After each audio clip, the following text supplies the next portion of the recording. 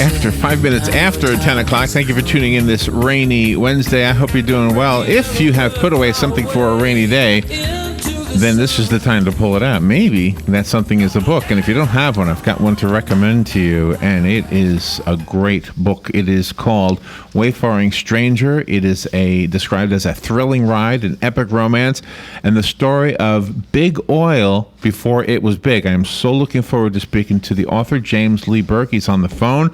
He is described. I love this part about his description, Robin. Mm-hmm. You know, we've got a lot of authors on our show, and they almost always say best-selling author, right? Best-selling novelist, whatever. One of the adjectives to describe James Lee Burke is beloved. I love that. Yeah. From beloved and best-selling novelist James Lee Burke, Wayfaring Stranger. Many times you hear stories about how when oil used to bubble up out of the ground, like in that opening scene from the Beverly Hillbillies, remember? Yes. That people would, oh man, my farm is ruined. We can't I hate this stuff. Remember? I mean, not that we lived during that time, but you would hear stories of how when oil was first starting to bubble up out of the ground, it was just a mess. It was like the end of the farm. You couldn't farm anymore with all that stuff bubbling out. Yeah. James Lee Burke has written the story, and it'll take you back in time if you ever wanted to go back in time. He's a rare winner of 2 Edgar Awards, named Grand Master by the Mystery Writers of America, the author of more than 30 previous novels and 2 collections of short stories, including New York Times bestsellers like Light of the World, Creole Belle, Swan Peak, The Tin Roof Blowdown, Feast Day of Fools. It says here he lives in Missoula, Montana. Let's see if that's where he is right now.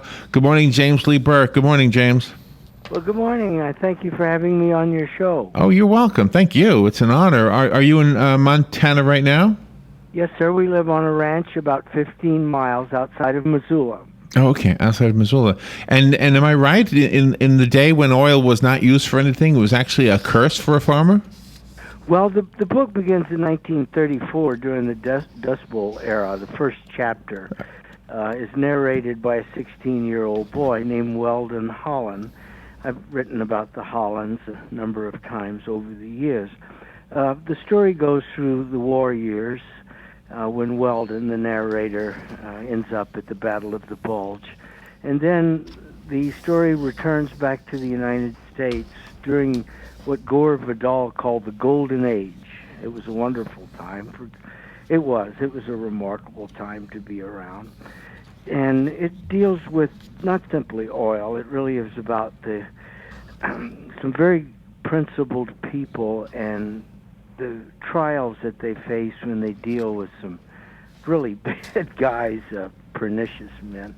But it deals with the McCarthy era. But more importantly, it's about that era that in effect shaped the world in which we live today. It's more about today than it is yesterday. You remember what Faulkner said, the past is not even the past. It's always with us. Oh, interesting. It's kind of like I was watching this special on Nova, and it was showing how the weather in Antarctica affects the weather in Louisiana. And so that's what you're saying. The past is really affecting us. Mm-hmm. So it's really part of us. Well, there are many ways to look at it. We live in a time that some call the era of the new American Empire. We entered it in 1945. And at that point, we began to walk in the footsteps of the British and the French in the same sand. And the neo-colonial role that they disengaged from became ours. And that's the quandary in which we find ourselves today. But we cannot understand these things unless we go back and look at the history that put us there. But the story ultimately is about individuals. We meet not only Bonnie and Clyde. I had to wait over 50 years to write this book. It's my best work, far beyond anything I've written previously. But had I written this book many years ago, it would have injured people. And so today I hope that only good will come out of it. But the people are largely biographical, and I did not change some of the names. Okay, so Go ahead. Is it fair to say it's a historical novel? Well, it's a way, I was there, so I don't want to think of myself as the Wait a minute. Did you meet Bonnie and Clyde? No, I did not meet Bonnie and Clyde. Okay. The book is dedicated to my cousin, in memory of my cousin, whose name was Weldon Benbow Buddy Millette.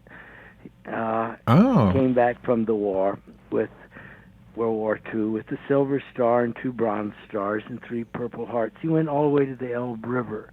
But it's the odyssey of this one young man who is enamored with the Song of Roland, the grand chivalric Arthurian view of the world, the Crusader knight who's the bearer of light. And that's what the story is about. But it has the best women characters I've ever written.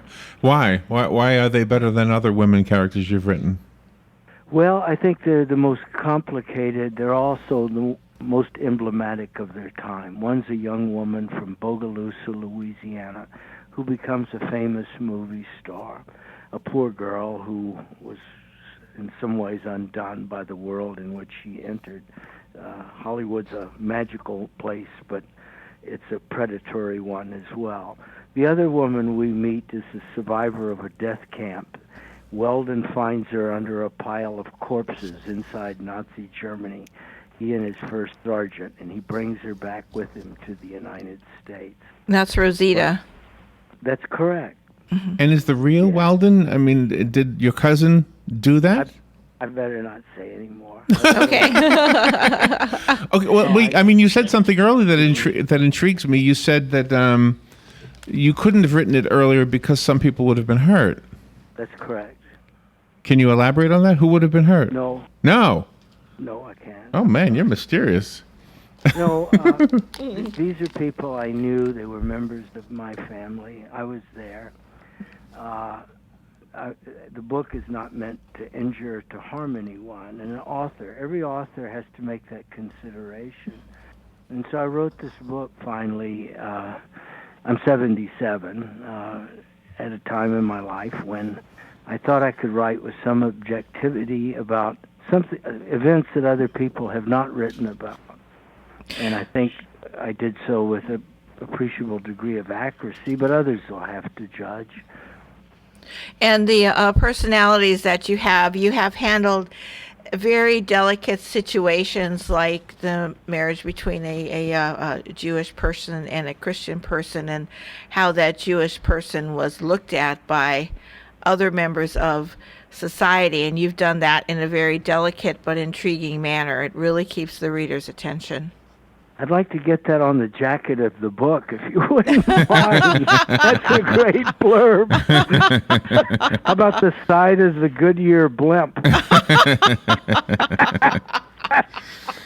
Yes, that's exactly what happens. That the forces of anti-Semitism were very strong at that time in the post-war era.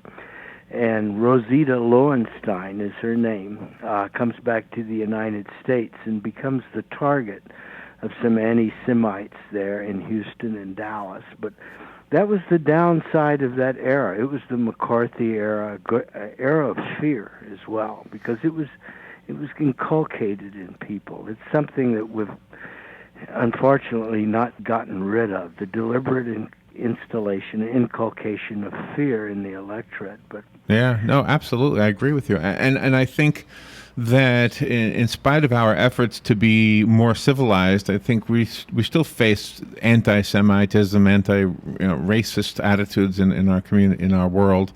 I mean, look at the news. I mean, a lot of that stuff is driven by people who hate other people simply because of who they are or what they believe.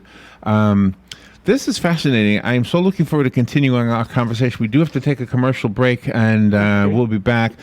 James Lee Burke is on the phone, and if you listen long enough, you're going to hear me offer the book for free. I'll give it away at the end. Don't call now. And then, of course, we'll make sure you know how to get the book. We'll take a little break, and we'll be right back with our guest. The weather is brought to you by myfwc.com. Safe boating is no accident. Clouds and some sun today with a couple of showers and a heavy thunderstorm crossing the area, high 84 to 88. It'll be mostly cloudy tonight with a couple of showers and a thunderstorm around as well, low 71 to 75. More clouds and sun tomorrow with a couple of showers and a thunderstorm, high 86 to 90. For Friday, more sunshine, but still a thunderstorm or two around in the afternoon, high 88 to 92. From the Florida Weather Center, I'm meteorologist Joe Lundberg. Are you wasting hundreds or thousands of dollars on termite retreat fees? If you're not with Turner Pest Control, you probably are. Turner Pest Control offers the industry's only termite and pest control package that never charges retreat fees, ever. You can get started today for only $99. This is a value of $500 or more. This includes treatments, installation of monitoring stations, quarterly pest control, and a lifetime guarantee, all for an unbelievable low $99. Even if you have another pest control provider, visit turnerpest.com to find out how you can avoid paying those high termite retreat fees. Hi, I'm Leah Caruso with Strive Rehabilitation, inviting you to join me Thursday at 11 a.m. for Health Matters. Ocala Health and Strive have teamed up to bring you the latest information on good health services available to you right here at home. This vital information will help you make informed decisions about your health. So don't forget to join me here at 11 a.m. Thursday. It's news you can use from Ocala Health, Strive, and your friends here at WOCA. The weather is brought to you by myfwc.com. Safe boating is no accident. Clouds and some sun today with a couple of showers and a heavy thunderstorm crossing the area, high 84 to 88. It'll be mostly cloudy tonight with a couple of showers and a thunderstorm around as well, low 71 to 75. More clouds and sun tomorrow with a couple of showers and a thunderstorm, high 86 to 90. For Friday, more sunshine, but still a thunderstorm or two around in the afternoon, high 88 to 92. From the Florida Weather Center, I'm meteorologist Joe Lundberg. Now is the time to take advantage of Florida Credit Union's CD specials. Our 36-month CD comes in at 1.26% APY. A 24-month is working for you at 1.0% APY. And our 12-month at 0.75% APY. All CD rate specials require $10,000 minimum. With friendly service and rates like these, it's not hard to see why Florida Credit Union has your CD options covered. Florida Credit Union, connecting your money to your life. Call 352-237-8222 for more information. Must act by 1/15/14. Hey Gator fans, you know what that means. Football season is just about here, and there'll be life in the swamp again soon. Catch my reports all week from the SEC Media Days on The Source. And cheer up, for crying out loud. WOCA. You're listening to WOCA. Ocala. All right, 18 minutes after 10 o'clock, and thank you for staying tuned. James Lee Burke is on the phone. His book is outstanding. It is called Wayfaring Stranger, and he's calling in from all the way out in Montana. And this is a book that is character-driven. I can tell you that. And Yes. James, you have a way of creating characters that we either hate or we love, and I guess everything in between. So I have a question for you, just simply an author question, I guess, more than about the book itself. Because you've written so much in your lifetime, does it happen automatically for you that a character is there, or is it more like molding clay where you have it and then you have to keep working on it and then finally you have the character? Well, that's a very good question. I've always believed that the characters live in the unconscious. And I've never quite understood the process. But Leonardo said something once I forgot. I never forgot. He said he did not carve the sculpture. He released the sculpture from the stone. And I always think in the same way about the characters in a book. Oh, They interesting. live not just in the page, but they go back to the heart of the tree, that they're already there. William Faulkner, right before his death, said, "Had I not written these books, another hand would have written them for me." Oh, wow. I think every artist understands that. But if Da Vinci released the sculpture from the stone, he probably wouldn't be too happy with it if it was an ugly sculpture. But some characters that an author will create are not necessarily pretty. Well, that's correct, but they have their function. And this is the way I think of it. You see that I think every person in the arts, and this includes people in media and journalists, they're there for a reason. Each person, as George Orwell once said, in that particular community, is obsessed with the vision he has of the world. And that vision is one he has to convey to other people or he gets no rest.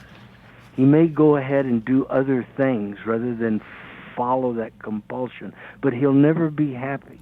He has to somehow convince other people that the camera for him closed on an exquisite moment of truth, and that there's something larger than himself that requires him to tell other people about it. It's a little bit maniacal, but every person, I think, dedicated to his craft in communications, painting, acting, singing, it doesn't matter. They all feel that it comes from some source outside of themselves. The person who says otherwise is about to have the gift taken from him. I like that. Never seen the exception. I like that. Well, and there are many of them. Yes, there are many of those so-called self-made whatever. I'm a self-made person.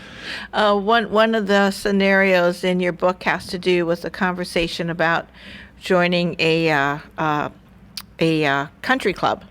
You do have the one woman that's an actress, and then her man has a job where he built a company. He works with his hands, and they were rejected. So you talk about social status. That's one of my favorite scenes in there, when Linda Gale Pine, this poor girl from Bogalusa, Louisiana, who has just moved to River Oaks in Houston. She has become a movie star, and she and her husband, because they're working people, blue-collar people, have their country club application rejected. Yeah. And Linda Gale declares war. Yeah. As Weldon, the narrator, says to her, he has to go down and get her out of jail. He says, Linda Gale, this morning you have managed to involve yourself in 2 car wrecks in the parking lot of the River Oaks Country Club. You have slapped a Houston police officer in the face, and you're about to enter an adulterous affair with one of the most dangerous people in Houston, and all before it's not even noon yet. It is such. I love those scenarios. You're such a great writer. So you are as entertained by your story as we are. Yeah. That's kind of funny. Well, so I guess it's quite an honor to realize that the author himself considers this book his greatest work ever. Yeah. And it just goes on and on. Were you disappointed when it came to an end, or did you want this to be a longer book? No, I think this was one that for me at least, it's the perfect game. It's like when you get to the bottom of the ninth, and you throw your last pitch, buddy, and it's a slider right across the knees, and you've pitched a perfect game, as good as your game will ever get, and you say to yourself, buddy, you got it right this time. It's a pretty good feeling. That's kind of vain, but I'm really proud of this book. The oil industry and the movie industry in this book are almost like characters themselves. They are like villains themselves. Yeah. Did you consciously do that, where they sort of have personalities? Oh, I think it's very well put. They do. They become almost like protagonist or antagonist in the film. I worked in the oil business. I was a landman for Sinclair Oil Company. That's how I went to college. And I worked in the oil field. I was a pipeliner. And I also have had some experience. I worked on some films. And Hollywood's a magical land. Anyone who says otherwise is blowing smoke. You can't stand in the waves out there off of Malibu and look back at the glow of Los Angeles against the sky and say, oh, this is no different from, I don't know, some godforsaken place. It's a magical environment. And of course, it has its predatory environment as well. But still, you discover one thing about Hollywood. It's made up of people, and people are the same anywhere. They're good ones, they're bad ones. But it's the American secular cathedral. If there's any secular cathedral in the United States where our value system is obvious, it's emblematic, it's all around us, it's Hollywood. And people denigrate it all the time. You know, what always kills me, I hear people who just constantly treat it as this horrible place that produces nothing but libertine thinking. But Ronald Reagan was an actor. So was George Murphy, Sonny Bono. How about Schwarzenegger? That's right. They all come out of Hollywood. We're the only country in the world that elects actors to national office. Right. Shirley Temple was an ambassador. When you say Hollywood is predatory, do you think it's more predatory toward women? And to kind of get back to the book itself, that's sort of what happens in the book, right? Well, Rosalita is targeted by these anti-Semites, but I don't think there's one vocation more than another that's characterized by misogyny and exploitation of women. Unfortunately, I just think it's something endemic in human culture. It goes back to the cave, probably. Yeah, you know, one of the comments we've had from other authors, especially lady authors, is that men typically write women who only the characters only think about men. They don't make their women characters as real as real women are. Obviously, you're not one of those men. I'm guessing our lady authors who've said that would like your lady characters. Yes, they're wonderful. Well, thank you. Now, I have more women readers than men, probably statistically, but that's not just me. 85% of book buyers are women. Oh, I know. That's why I hang out at the bookstore.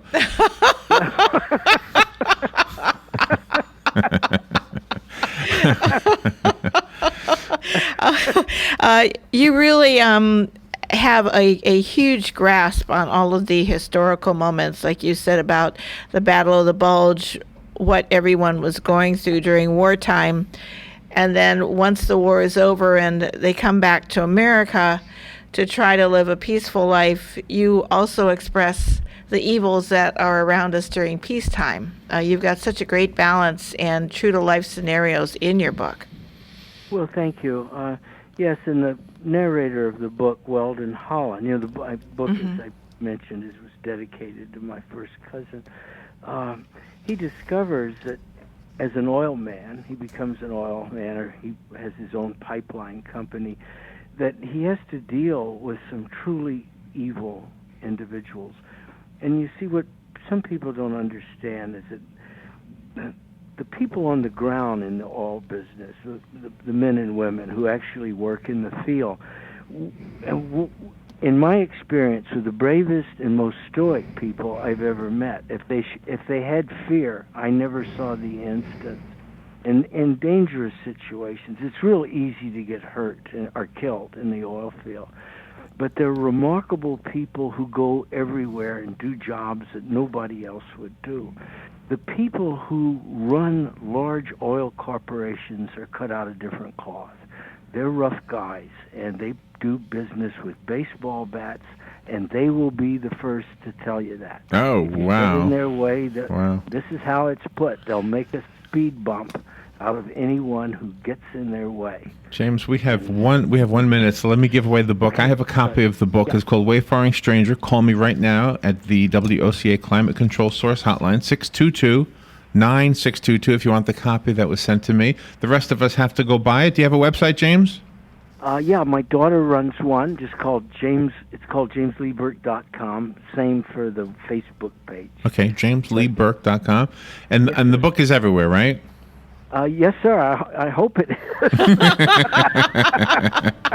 Wayfaring Stranger. James, what an honor to have you on our show. I sure hope you enjoyed yourself, and I hope you come back. Well, it's been my honor. You all have been very gracious, and it's been fun to be on your show, too. Wow, it's been wonderful to have you. Thank you again. All right, we'll take a little break and be right back.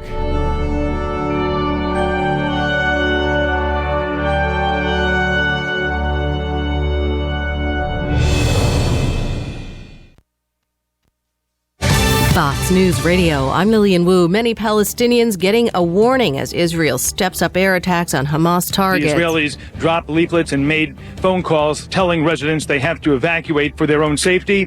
Hamas, though, urged residents to remain, accusing Israel of psychological warfare. Many people did not flee. Fox's